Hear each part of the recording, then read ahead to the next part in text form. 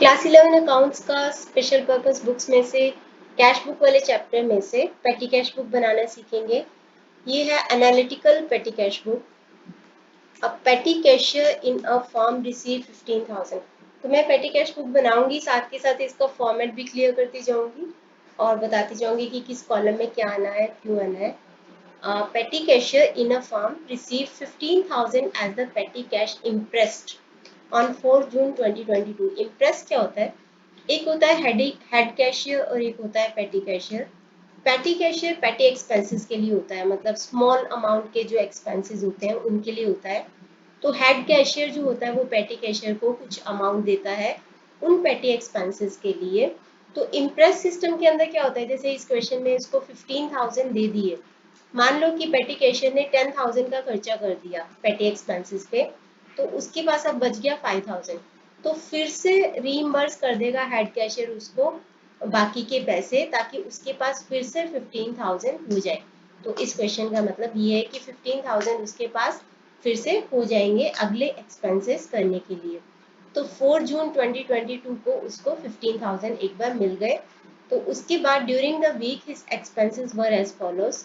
तो ये एक्सपेंसेस उसने किए जो आपको सारे दिख रहे हैं। राइट अप द एनालिटिकल पेटी cash book and draft the necessary journal entries for the payments made. तो सबसे पहले हम एनालिटिकल पेटी कैश बुक बनाएंगे, उसके बाद एंट्रीज भी करेंगे। पहले पेटी कैश बुक बनाएंगे। तो पेटी कैश बुक बनाने के लिए सबसे पहले आप लिखोगे इन द बुक्स ऑफ, जो भी उस पर्सन का नाम होगा या फर्म का नाम होगा। नहीं भी लिखा है तो भी आप लिख दो कि in the books of dash dash पेटी कैश बुक। तो पेटी कैश बुक में सबसे पहला कॉलम होता है रिसीट्स का, जिसमें वो पैसे मिलेंगे जो कि उसने अपने हेड कैशियर से लिए हैं। तो कौन सी डेट को लिए हैं? 4 जून 2022 को। जैसे जैसे कॉलम आएगा मैं बताती जाऊंगी कि क्या क्या आना है। यहाँ पे मैंने कुछ ये वाले कॉलम बनाए हैं। टोटल पेमेंट्स का कॉलम सबसे पहले बनेगा, जिसमें सारे एक्सपेंसेस को लिखा जाएगा। उसके बाद क्वेश्चन के हिसाब से आपको डिसाइड करना है कि कौन कौन से एक्सपेंसेस के कॉलम आप बनाओगे। जैसे कि मुझे दिख रहा था कि इस क्वेश्चन में क्या क्या एक्सपेंसेस बार बार आ रहे हैं, तो मैंने उनके कॉलम बना दिए। और एक कॉलम बना दिया मिसलेनियस एक्सपेंसेस का, जिसमें वो सारे एक्सपेंसेस लिखेंगे जो इन सारे कॉलम्स में नहीं आते हैं। जैसे कि ये कन्वेंस था, वेजेस, पोस्टेज, स्टेशनरी, रिपेयर्स, और जो इन पांचों से बिलोंग नहीं करते उसको हम मिसलेनियस एक्सपेंसेस वाले कॉलम में दिखा देंगे। टोटल पेमेंट वाले कॉलम में आप दिखाओगे ही दिखाओगे, चाहे वो कोई भी एक्सपेंस होगा। तो अब हम साथ साथ क्वेश्चन शुरू करते हैं। सबसे पहले उसको पैसे मिले हैं 15,000। तो 15,000 मैं रिसीट वाले कॉलम में लिख दूंगी। डेट वाले कॉलम में आपको एक ही बारी साल लिखना है सबसे पहले, उसके बाद मंथ और उसके बाद डेट। तो 4 जून को उसको ये पैसे मिले थे। और पर्टिकुलर्स वाले कॉलम में हम लिखेंगे टू कैश अकाउंट। अगर आपसे पूछा जाए कि कैश बुक में इसकी क्या एंट्री होगी, तो कैश बुक में पेमेंट वाली साइड पे आप लिख दोगे by petty cash account. By petty cash account कि इतने पैसे आपने पेटी कैशियर को दिए। तो कैश बुक के पेमेंट वाले कॉलम में हम 15,000 लिखेंगे। अब यहाँ पे लिखेंगे टू कैश अकाउंट, और रिसीट्स वाले कॉलम में 15,000 लिखेंगे। रिसीट का एक ही कॉलम है। अब हम इसके सारे खर्चे नोट डाउन करते जाते हैं। तो सबसे पहला खर्चा है इधर conveyance charges for managers trip to the city. तो कन्वेंस होता है कि शॉर्ट ट्रेवल के लिए, जो लोकल जो ट्रैवल है इधर उधर का, उसके लिए जो भी चार्जेस होते हैं आने जाने का, तो उसको बोलते हैं कन्वेंस चार्जेस। तो उसका मैंने कॉलम बना रखा है। 500 हम इसमें लिख देंगे कन्वेंस वाले कॉलम में। पेमेंट वाले साइड पे मैंने आपको बोला है लिखना ही लिखना है, कोई भी खर्चा हो। तो टोटल पेमेंट्स में भी लिख देंगे 500, और लिखेंगे क्या? By conveyance account. By conveyance account. यहाँ पे डेट वाले कॉलम में साल एक ही बार लिखना है, मंथ लिख दिया, उसके बाद डेट लिखते जाओ, मंथ एंड डेट। इसके बाद आपको बस मंथ और डेट ऐसे लिखते जाना है हर ट्रांजेक्शन के पहले।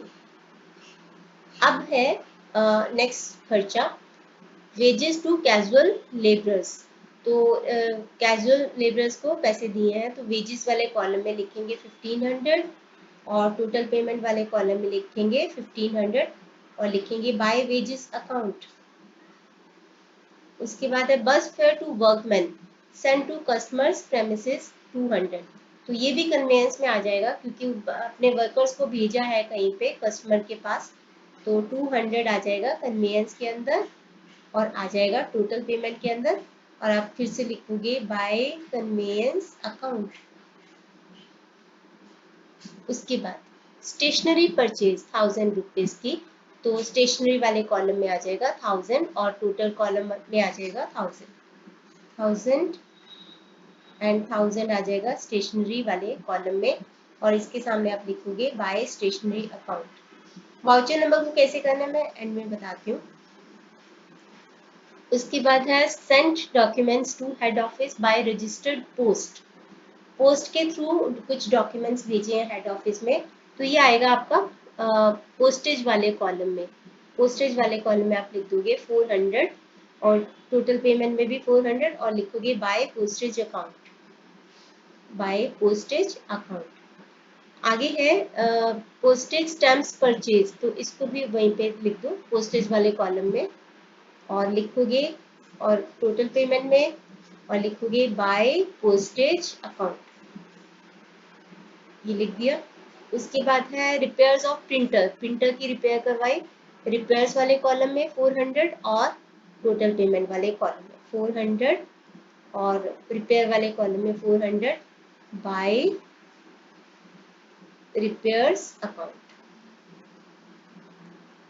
पेड इलेक्ट्रिसिटी बिल 1700, इसको मैंने रखा है मिसलेनियस में। और दो आप इलेक्ट्रिसिटी का अगर जगह है तो एक और कॉलम बना सकते हो। और टोटल पेमेंट वाले साइड पे बाय इलेक्ट्रिक, इसको मैंने क्योंकि मिसलेनियस एक्सपेंसेस में डाला है तो मैं मिसलेनियस एक्सपेंसेस अकाउंट। अदरवाइज आप एक कॉलम भी बना सकते हो, जगह है तो आप 6-7 कॉलम बना सकते हो। उसके बाद है wages pay to police for shifting furniture, तो वेजेस वाले कॉलम में लिख देंगे 400 और टोटल पेमेंट्स में लिख देंगे 400 और लिख देंगे by wages account. Taxi fare to assistant manager, तो ये भी कन्वेंस में आ जाएगा। असिस्टेंट मैनेजर को कहीं पे भेजा, उसका टैक्सी का किराया दिया, लोकल ट्रैवल के लिए यूज करते हैं तो उसको बोलते हैं कन्वेंस। तो कन्वेंस में लिख देंगे 500, टोटल पेमेंट में लिख देंगे और लिख देंगे बाय कन्वेंस अकाउंट।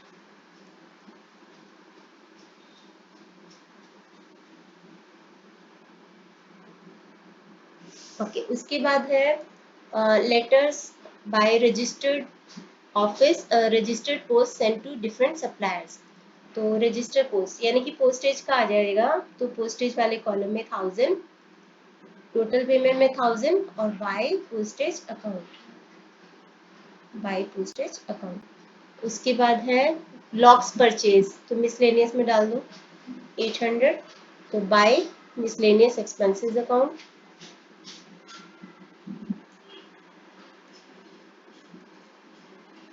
फिर से रिफ्रेशमेंट टू कस्टमर्स 200, तो लिख देंगे बाय मिसलेनियस एक्सपेंसेस अकाउंट। ये सारे खर्चे हो गए हैं। अब हम जर्नल एंट्री करने के पहले इसकी टोटलिंग करेंगे। सबसे पहले तो कन्वेंस की टोटलिंग करेंगे। ये आ गया हमारे पास 7 और 2 5 1200, डबल अंडरलाइन कर दो।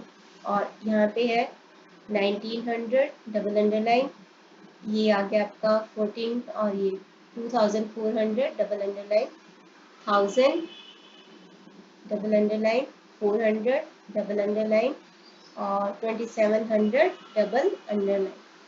अब हम इन सबको टोटल करेंगे। हम इन सबको टोटल करते हैं तो वही हमारा इसका टोटल पेमेंट वाले कॉलम का टोटल होगा ऑब्वियसली, क्योंकि ये सारे खर्चे यहाँ पे आए हैं तो वही इसका टोटल होगा। तो 1200 plus 1900 plus 2400 plus 1000 plus 400 plus 2700, तो ये आ गया 9600। अभी इसको आपको अंडरलाइन डबल अंडरलाइन नहीं करना है, आपको क्या लिखना है 15,000 उसको मिले थे जिसमें से 9600 के उसने खर्चे कर दिए, तो बचा कितना उसके पास 5400। तो 5400 यहाँ पे लिख के आप पहले लिखोगे बाय बैलेंस CD और लास्ट जो उसने खर्चा किया है जिसने लास्ट खर्चा किया वो किया 8 जून को, उसी डेट को ये लिखोगे, 8 जून को ये लिखोगे, यहाँ पे लिख दोगे आप जून 8। अब मैंने बोला था कि जितना खर्चा किया उतने पैसे उसको फिर से मिल जाते हैं। सबसे पहले तो आप इसका टोटलिंग करके 15,000 करके इसको ऐसे डबल अंडरलाइन कर दो, और उसके बाद दो चीजें करनी है आपको। एक तो टू बैलेंस BD 5400, और फिर से मिलेंगे उसको 9600, क्योंकि जितने खर्चा किया फिर से मिल गया। तो टू बैलेंस BD और टू कैश अकाउंट यहाँ पे कर देंगे नेक्स्ट डे को, यानी कि जून 9 को। यहाँ पे जून 9 को लिखेंगे टू बैलेंस BD, और ये आप लिखोगे रिसीट वाले कॉलम में, और फिर सॉरी 5400 आएगा, और फिर से लिखोगे टू कैश अकाउंट, सेम इसी डेट को टू कैश अकाउंट लिख के, और फिर से 9600 उसको मिलेंगे, ये रिसीट वाले कॉलम में आपको कर देना। तो ये हो जाएगी आपकी एनालिटिकल पेटी cash book impress system. Voucher number वगैरह जो होता है ना, उसमें आप ऐसे ही इमेजिनरी लिख सकते हो कि 1 2 3 4, कुछ भी लिख सकते हो, 1 2 3 4, आप ब्लैंक भी छोड़ोगे तो चलेगा। तो आप इनके वाउचर नंबर्स लिख सकते हो। अब हमें करनी है एंट्रीज, क्योंकि हमें एंट्रीज पास करने के लिए भी बोला गया है। एंट्रीज करने के लिए मैं आपको पहले, सबसे पहली एंट्री होगी कैश जो उसने रिसीव किया है, जो उसने कैश रिसीव किया है। तो मैंने आपको बोला था पेटी कैश अकाउंट उधर लिख दिया करो कैश बुक में, तो उसके बेसिस पे हमारी एंट्री हो जाएगी। इसके बेस पे ये हम बनाएंगे वैसे ही जैसे जर्नल का फॉर्मेट बनता है ना, वैसे ही। मैं अभी लाइंस ड्रॉ करके नहीं बना रही हूँ आपको। तो date particulars LF, debit rupee and credit rupee में सबसे पहली एंट्री होगी कैश रिसीव करने की 15,000।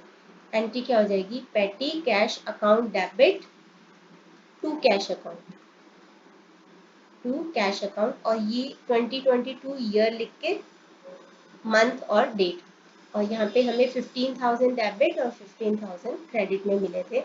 यहाँ पे लिखोगे आप amount receive from head cashier for पेटी एक्सपेंसेस।